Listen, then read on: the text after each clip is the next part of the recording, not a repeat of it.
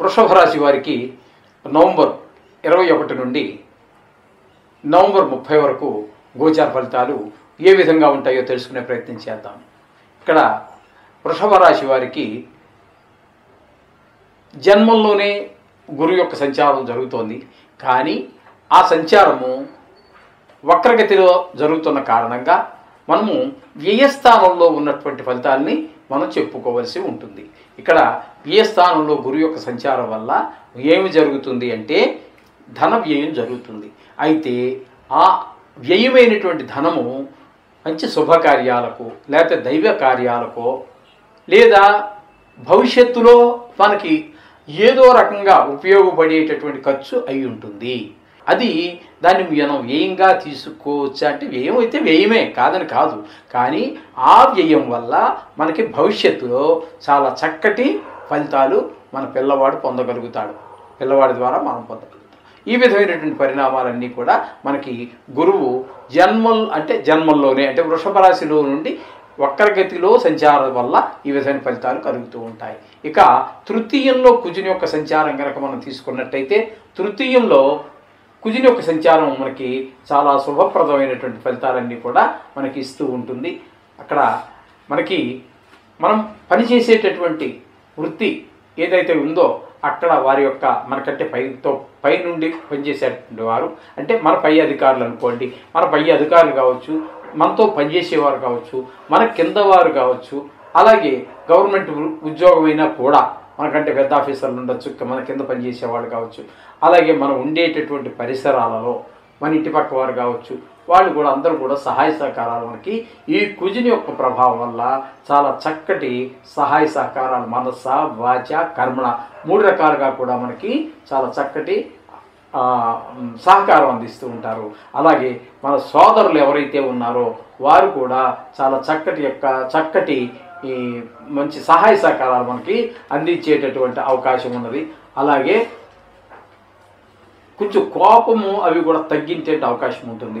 మామూలుగా కుజుడికి కొంచెము కోపిష్టి మనిషి అయినా కాబట్టి ఆ కోపం కూడా కొంచెం తగ్గేటటువంటి అవకాశం మనకి కనిపిస్తూ ఉంది. అలాగే గాయాలు అవి కొంచెం తగ్గటం అవన్నీ జరుగుతుంటాయి. ఇప్పుడు కుజుని యొక్క అనుగ్రహం వల్ల మనకి ఆ గాయాలు అవి తగ్గలవండి. అటువంటివన్నీ కూడా కొంచెం మనకు అనుకూలమైనటువంటి ఫలితాలే మనకి కుజుడు అందజేస్తూ ఉంటారు. ఇకపోతే పంచమ స్థానంలో కేతు యొక్క సంచారం జరుగుతోంది. పంచమ స్థానంలో కేతు యొక్క సంచారం శుభప్రదమైన ఫలితాలు ఇవ్వదు. ముఖ్యంగా పిల్లల మీద అంటే మన పిల్లల మీద ఎక్కువ ప్రభావం చూపేటువంటి అవకాశం ఉంటుంది. వాళ్ళకి చదువు మీద శ్రద్ధ తగ్గటము, ఆటల మీద శ్రద్ధ పెరగటము, ఈ విధమైనటువంటి ఫలితాలన్నీ కూడా మనకి ఎక్కువగా కనిపిస్తూ ఉంటాయి. అలాగే మనకి ఈ కేతు యొక్క సంచారం వల్ల ఇక్కడ ఏంటంటే 5వ స్థానం మూలాన వారికి దైవం మీద భక్తి సగలిపోవటము అలాంటివి జరుగుతూ ఉంటాయి. అలాగే చపలత్వము, కొన్ని అనవసరమైనటువంటి వస్తువులు అవి మనకు అవసరం ఏమి ఉండదు కానీ కొంచెం విచిత్రంగా కనిపిస్తూ ఉంటాయి కాబట్టి అది కొనాలి అనేటువంటి ఒక కోరిక మనకు పెరుగుతూ ఉంటుంది. అందుచేత మనకి అవసరం లేదు అది, కానీ అదొక సరదా. ఆ విధంగా పనికిరానేటువంటిది అవసరము లేనటువంటి వ్యయం ఖర్చు చేయడం జరుగుతూ ఉంటుంది. ఈ విధమైన ఫలితాలన్నీ కేతువు యొక్క సంచారం వల్ల కలుగుతూ ఉంటాయి. ఇక 7వ స్థానంలో రవి యొక్క సంచారము, బుధుని యొక్క సంచారము జరుగుతూ ఉన్నాయి.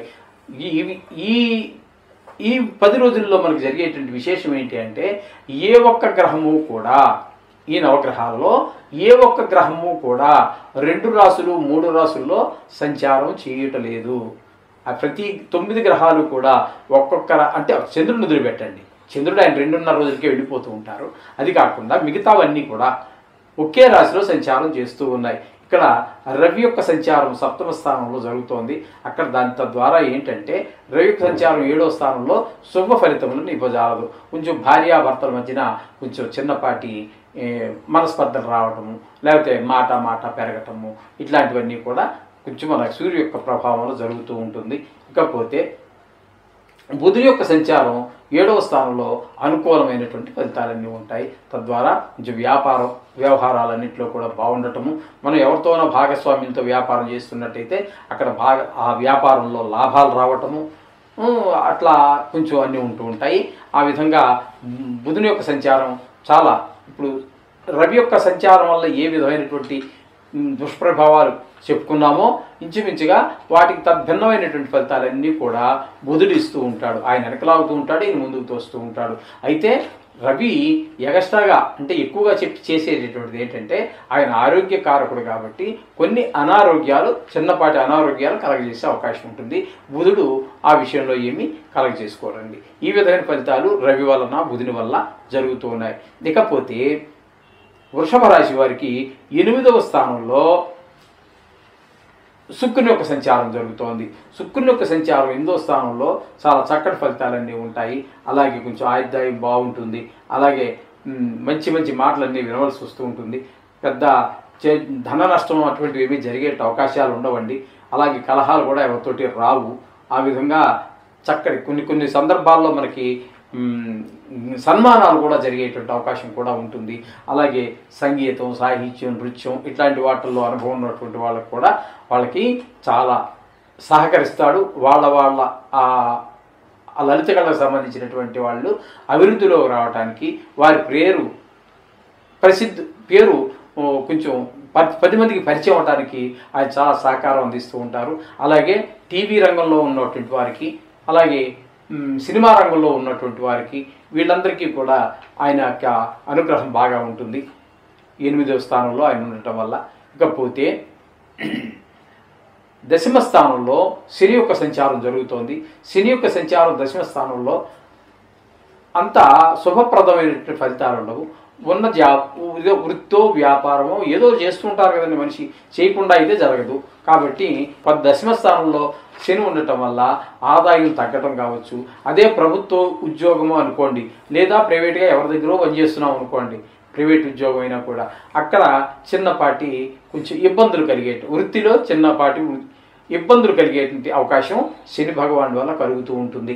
ఇకపోతే ఏకాదశ స్థానంలో రాహు యొక్క సంచారం మంచి సుఫలితాలన్నీ ఇస్తూ ఉంటాడు ఆయన. మొత్తం మీద ఇక్కడ మనకి లాభస్థానంలో ఉండటం వల్ల అన్నదమ్ములే సహాయ సహకారాలు అందటం, మీరు చేసే వృత్తిలో లాభాలు సంపాదించుకోగలగటం, ఏదైనా వ్యవహారం చేసేటప్పుడు అక్కడ మీ యొక్క నైపుణ్యం, మీ యొక్క చతురత అన్నీ బయటపడుతూ ఉంటాయి. అలాగే మీకు మంచి పేరు ప్రఖ్యాతులు వచ్చేటువంటి అవకాశం కూడా ఈ రాహు ఏకాదశ సంచారం వల్ల జరుగుతూ ఉంటాయి. ఇక మనం మొదటి గురువు గురించి చెప్పుకున్నాం కానీ జన్మంలో ఉన్నప్పటికీ ఆయన వక్రగతిలో ఉన్న కారణంగా ఏ స్థానం కానీ మనం చెప్పుకోవడం జరుగుతుంది.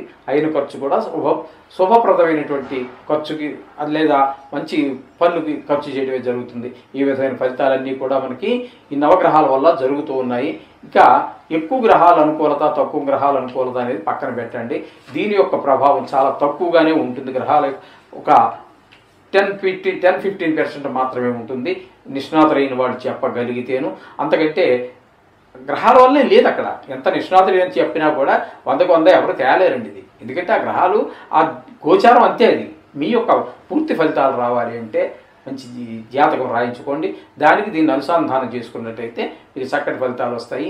ఏదైనప్పటికీ మీరు ఈ గోచార ఫలితాలు చూసి కంగారు పడక్కర్లేదు.